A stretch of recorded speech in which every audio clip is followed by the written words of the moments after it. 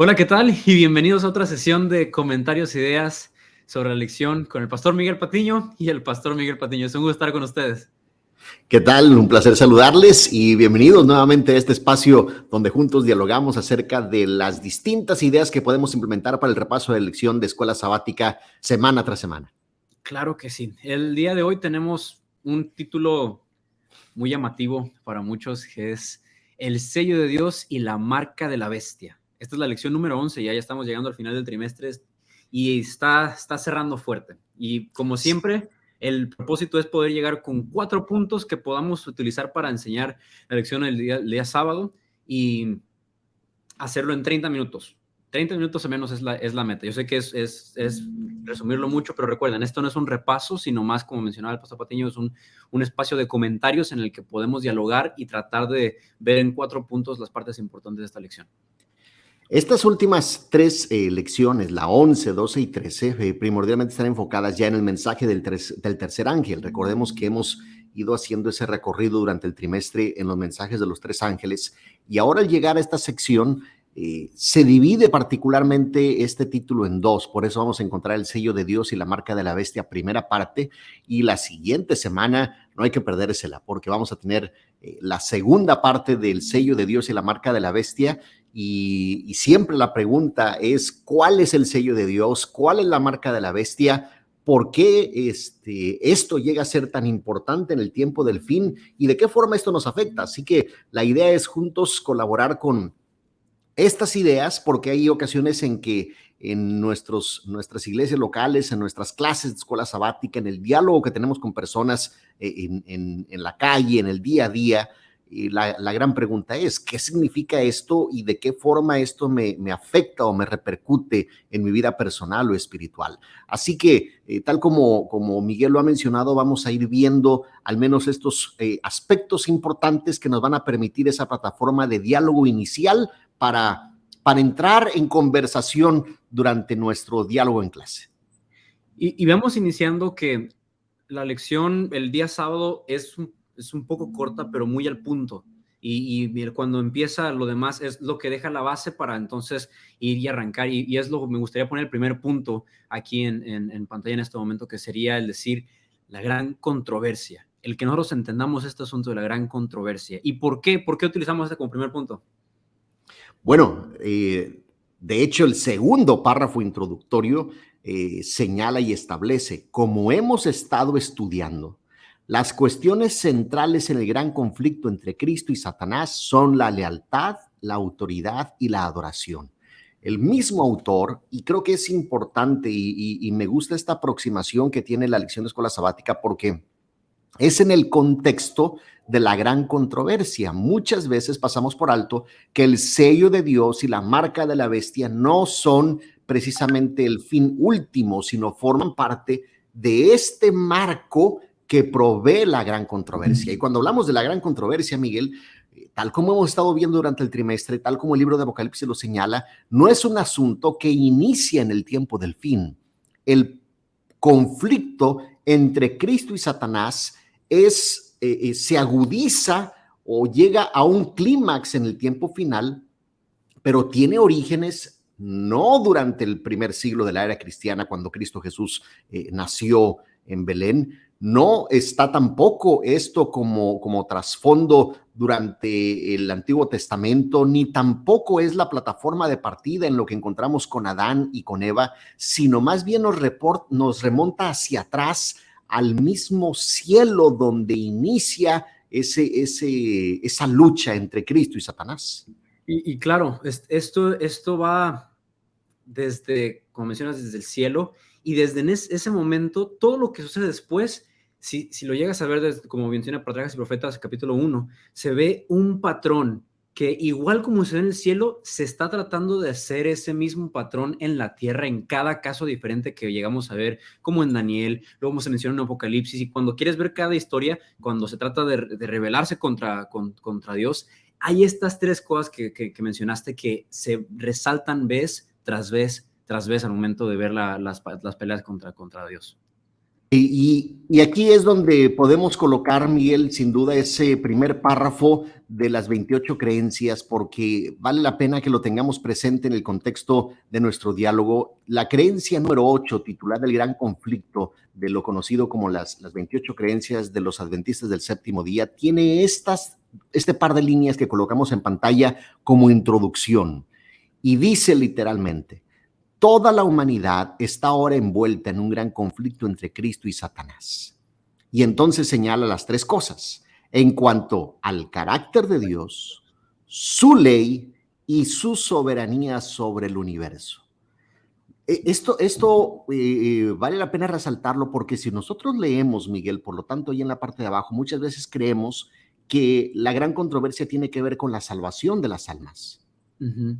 Y entonces creemos que tiene que ver con que todo lo que sucede es para salvar al hombre.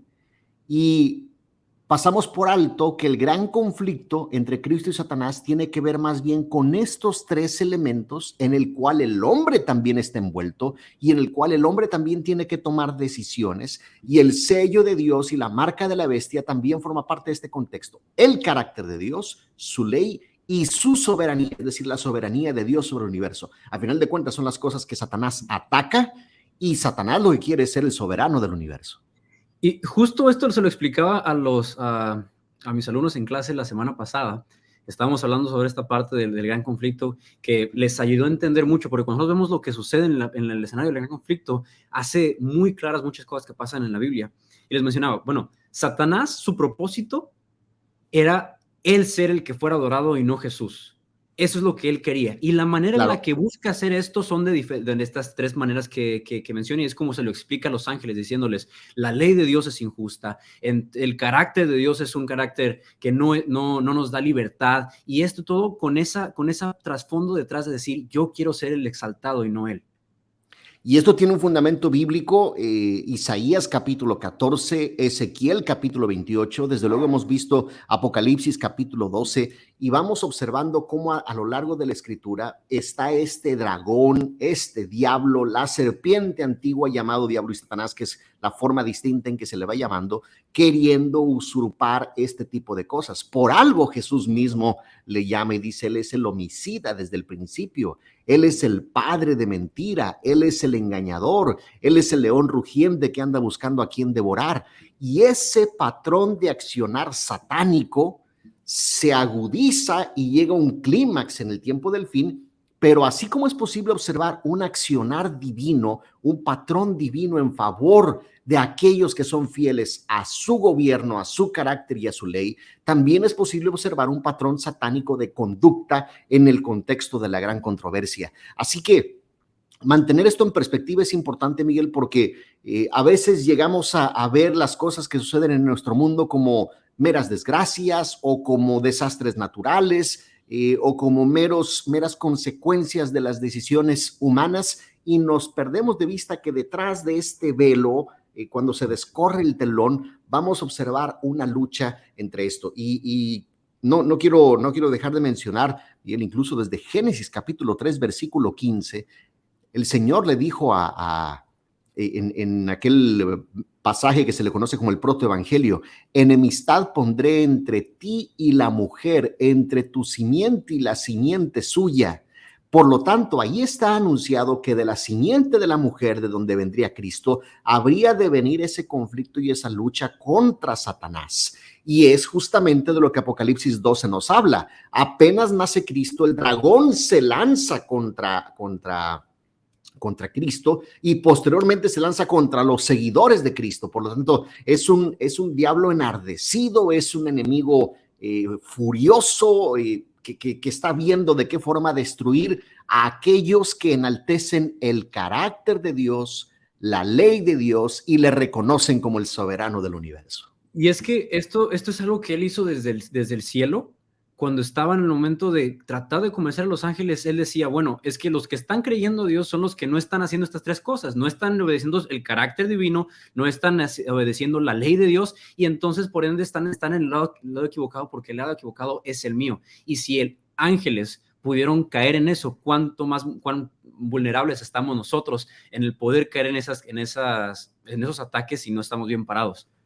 Claro, la epístola a San Judas habla aquí de los ángeles que no guardaron sus moradas, que tropezaron, y se puede observar todos aquellos ángeles, incluso dice que se llevó una tercera parte de los ángeles, dice Apocalipsis, también hablando del dragón, y esta serpiente antigua es la que aparece con Eva, y noten cómo las tres mismas cosas son puestas en ataque. Número uno, el carácter de Dios. Con que Dios ha dicho que no comáis del árbol del huerto, porque si no, más bien sabe Dios que serán abiertos sus ojos y seréis como Dios. Pone en tela de juicio el carácter de Dios, pone en tela de juicio las indicaciones o las leyes divinas para Adán y para Eva en ese diálogo, y entonces les dice, no, ustedes pueden llegar al nivel de Dios, y por lo tanto la soberanía de Dios y su gobierno, su legislación general para todas las criaturas de este planeta es puesta en tela de juicio, y ese es el accionar satánico. Por lo tanto, la marca de la bestia tiene que ver con el ataque a estos tres elementos. Deben estar incorporados en el cuestionamiento del carácter, en derribar la ley de Dios, así como también en lo que tiene que ver con la soberanía de Dios y el hacerse pasar por Dios y recibir la adoración que solamente a Dios le corresponde.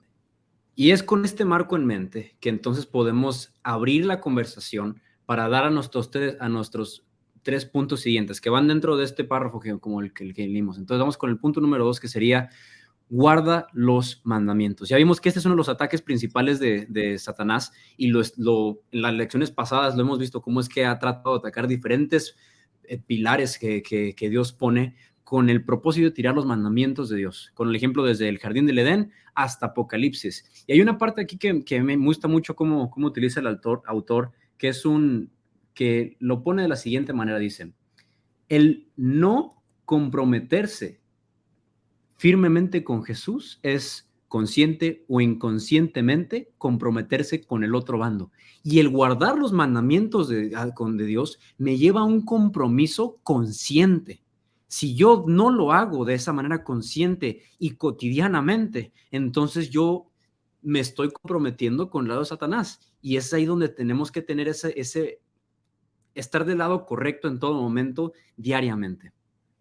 Claro, cuando nosotros leemos, Miguel, esta frase que has puesto ahí, la importancia de comprometerse con Jesús, desde luego no debemos pasar por alto lo que Apocalipsis 14:12 señala, y podemos colocarlo aquí en pantalla para todos. Apocalipsis 14:12 nos recuerda y nos pone estas características en el contexto del mensaje del tercer ángel. Aquí está la paciencia de los santos. Dos cosas: los que guardan los mandamientos de Dios y tienen la fe de Jesús. Y es que esta palabra paciencia, sabemos que tiene que ver con tesón, sabemos que tiene que ver con perseverancia firme, sabemos que tiene que ver con agarrarse. Y el primero de las características de este grupo que no se compromete con Satanás, sino que más bien se mantiene de parte de Dios, es que guarda los mandamientos de Dios. Tal como lo dijiste, nos conecta con la gran controversia, porque los mandamientos ha sido el blanco de ataque de Satanás. Y si ha sido un blanco de ataque a lo largo de toda la historia, ¿cuánto más en el periodo final? Así que es importante que nosotros mantengamos nuestra mirada continua en los mandamientos de Dios. Alguien pudiera decir, caray, ¿vamos a caer en legalismo? Aquí no estamos mirando a Cristo, estamos mirando los mandamientos de Dios, y si empiezo a enfocarme en la observancia de los mandamientos, significa entonces que la muerte de Cristo ya no es suficiente y ahora tiene que ver con mis obras. No debemos pasar por alto que los mandamientos de Dios son la expresión escrita del carácter de nuestro Padre Celestial. Y los principios establecidos en la ley de Dios nos reflejan el carácter, y amar a Dios, amar a Cristo, va a hacer que nuestro carácter se ponga en sintonía con el carácter del cielo.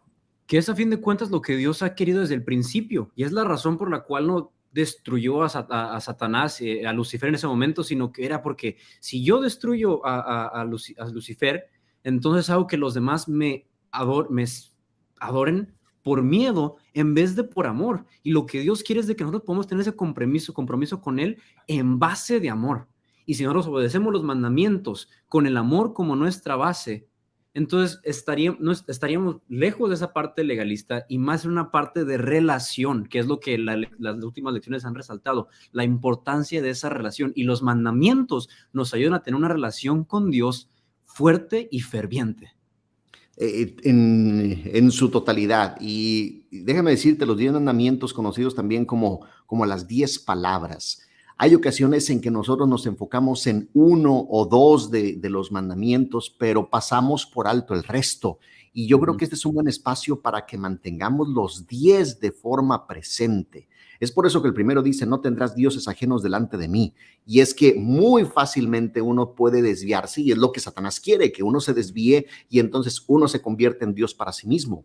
No debemos pasar por alto el no te harás imagen, el no tomarás el nombre de Jehová tu Dios en vano. Y aparece el cuarto mandamiento, que es el que abiertamente nos habla de Dios como creador, de Dios como soberano, de Dios como aquel que desea tener intimidad con nosotros, porque nos recuerda, acuérdate del día de reposo para santificarlo. Por lo tanto, el sábado, al ser parte de los 10 mandamientos, se convierte en uno de los grandes ataques de Satanás, porque enfatiza la soberanía de Dios, enfatiza el carácter de Dios y enfatiza estos elementos de su ley. Lo mismo podemos ir viendo con el resto, desde no cometerás adulterio, no levantarás falso testimonio, te contentarás, es decir, el contentamiento, no codiciarás la mujer de tu prójimo, ni la casa de tu prójimo, ni las posesiones de tu prójimo. Por lo tanto, cada uno de estos elementos van colocando un marco que nos permiten colocarnos en sintonía con la forma en como Dios quiere que sus hijos vivamos, y que es la contraparte, contrastante, completamente distinta de lo que Satanás propone. Y a diferencia de lo que algunas personas llegan a creer, no son prohibiciones de decir, no hagas esto, no hagas esto, no hagas esto. Si lo vemos de esa manera, entonces no se vuelve una relación de amor, sino una relación de prohibición. Pero es más que nada una guía para que nosotros podamos estar del espacio seguro para poder llevar a cabo esa relación. No sé si me voy a explicar. En vez de estar en la parte de peligro, en un mundo lleno de ataques por el enemigo, en este marco de la gran controversia que estamos viendo, me están llevando a una parte donde esa relación con Dios puede ser más fácil de llevar, que sí lleva preparación igual, pero es algo que se puede todavía tener con un corazón más abierto que si no se tuvieran. Entonces, eso es muy, muy importante de tener en cuenta. Claro, lo ejemplifico quizá de esta manera, Miguel. Muchas ocasiones estamos nosotros dentro de un territorio en donde hay una cerca, y podemos estar obsesionados con la cerca que nos pone el límite, sin darnos cuenta de todo el espacio en el cual nosotros podemos disfrutar salvaguardados por esta cerca. Por lo tanto, la ley de Dios no debiésemos observarla únicamente como un cerco que impide, sino más bien como la expresión del carácter de Dios, que nos resguarda y nos permite vivir en un entorno de libertad para adorar a nuestro Creador. Y muchas veces lo que el enemigo hace es resaltar la cerca y acercarte a la cerca y acercarte a la cerca para que veas y entonces quieras cruzarla, y quitándonos la vista de lo mucho que Dios nos da y lo mucho que Él nos da a gozar también en esta parte de los mandamientos. Porque como es una relación de amor, no es una relación en la que te asfixias, sino en la que puedes gozar, en la que puedes ser feliz, en la que puedes hallar paz y amor en abundancia. El ataque de Satanás contra la ley, vaya, cuando nosotros comenzamos a observar mandamiento por mandamiento, solo por señalar uno, no matarás. Fue una desgracia el que los mismos hijos de Adán y Eva se quitaron la vida el uno al otro. Sí. Ha sido una desgracia, y no entiende uno cómo es que el ser humano se quita la vida entre prójimos. Hemos llegado a caer en guerras mundiales, hemos llegado a construir las peores armas de destrucción masiva, entre más poderosas, más y todo esto que tiene que ver con transgredir la ley de Dios. Y en la medida en que vamos acercándonos al tiempo del fin, esta destrucción entre los hijos de Dios es cada vez mayor. Lo que tiene que ver con no cometerás adulterio, que tiene que ver con la fidelidad dentro del matrimonio, cada vez más se hace de lado. Y desde luego, el cuarto mandamiento, que enfatiza el que Dios es el creador, se ha convertido en un dardo o en uno de los blancos a donde los dardos de Satanás mayormente se lanzan. ¿Por qué? Porque si se elimina el sábado, se elimina a Dios como creador y se elimina el reconocimiento de que Él es mi Salvador. Y con eso en mente, me gustaría regresar a Apocalipsis 14:12 y leer la última parte del versículo. Y dice, entonces, los que guardan los mandamientos de Dios y la fe de Jesús. Y es importante porque este es nuestro tercer punto, la fe de Jesús. Esta lección menciona muy claramente la importancia de que nuestra fe esté puesta en Jesús y menciona cómo es el papel de Jesús en estos momentos como mediador. Y que nosotros tenemos que poner toda esa fe en Él y no en alguna otra persona, no en una organización, no en alguna denominación, sino en Dios, en Jesús mismo, porque una persona no puede ser quien me conecte a Dios si esa persona es pecadora. El único que puede conectarme es Jesús, que vino, vivió y murió por nosotros. Y hace toda esta parte muy, muy interesante. Entonces, si nos puedes explicar esto un poquito más. Muy buena introducción a este tema, Miguel, porque cuando nosotros vemos la marca de la bestia y el sello de Dios y vemos que en este contexto el mensaje del tercer ángel está la fe de Jesús, nos permite observar que los seguidores del Cordero, los seguidores de Cristo, tienen fe en Jesús y tienen la fe de Jesús. Tener fe en Jesús es saber que Él es el único mediador, el único que me puede otorgar salvación. Y tener también la fe de Jesús significa que debo tener el carácter que Cristo tuvo y la dependencia que Cristo al estar sobre la tierra mantuvo para con su Padre. La actitud de rendirse, de servir, de entregarse hasta la misma muerte. Por lo tanto, si podemos nosotros observar, el sello de Dios y la marca de la bestia son dos contrastes de carácter.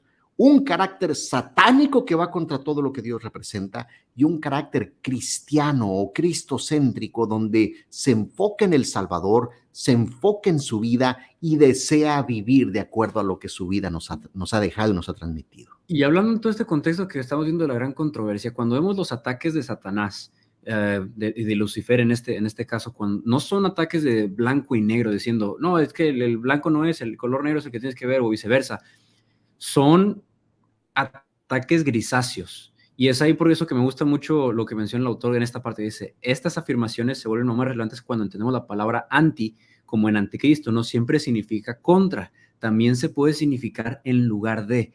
¿A qué me refiero con esto? ¿Por qué lo traigo?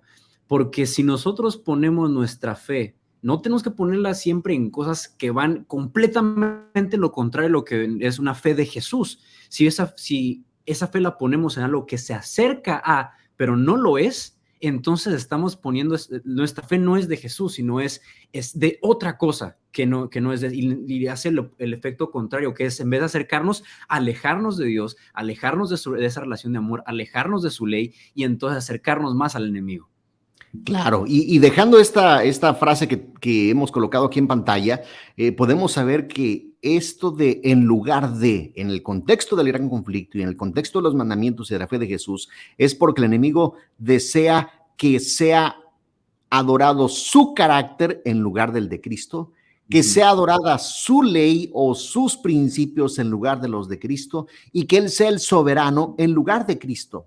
Por lo tanto, todo aquel que desea ocupar el lugar que solamente le pertenece a Dios se convierte en un anticristo.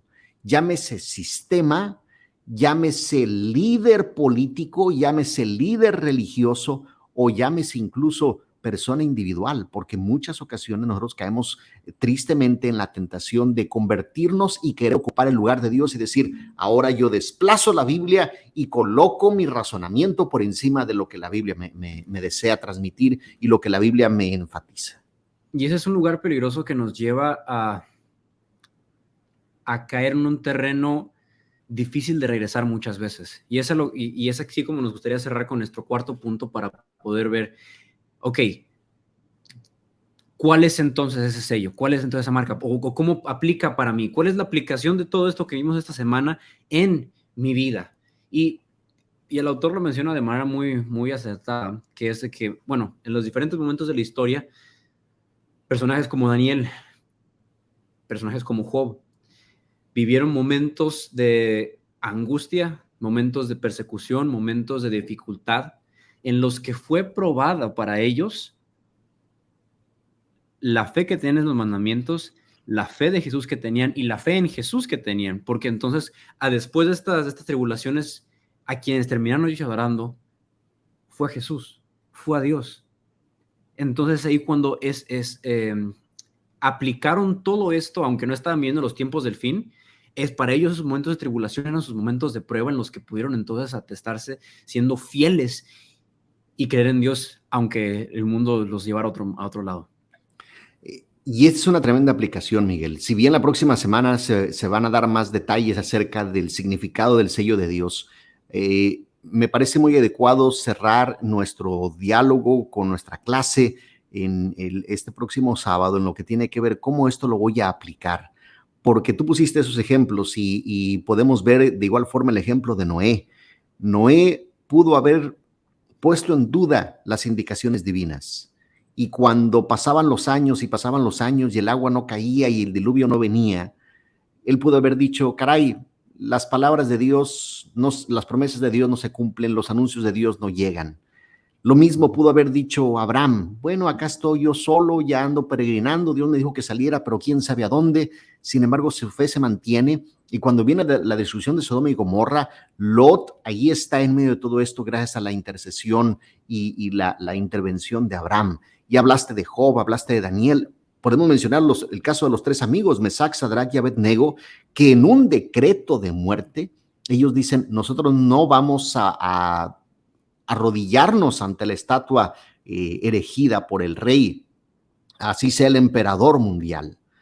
Sabemos que estos son micro acontecimientos que tendrán hacia el tiempo del fin una escala macro, es decir, se extenderán a nivel universal, se extenderán a nivel nacional, y tú podrás decir, bueno, hoy en día en el país donde vivo no hay un decreto de muerte, no hay un decreto que diga que debo de observar otro día que no sea el sábado, no hay un decreto que diga que cualquiera que sea. Pero es que, Miguel, la preparación para la crisis no es cuando la crisis inicia. La preparación para la crisis es algo que comienza desde hoy, porque es precisamente en la crisis en donde el carácter se evidencia y donde el carácter se revela.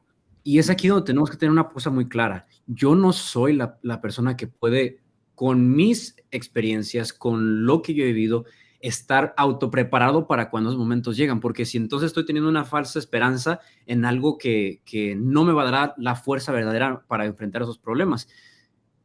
La lección menciona, el amor de Dios es lo que nos ayuda a estar preparados en ese asunto de relación, como vimos, con los mandamientos, con la parte de la fe de Jesús, basada en el amor, para entonces yo depender de Cristo, para que cuando lleguen los momentos difíciles donde yo no tenga fuerza, sea Cristo quien me saque adelante y como mediador pueda entonces llevarme a la victoria.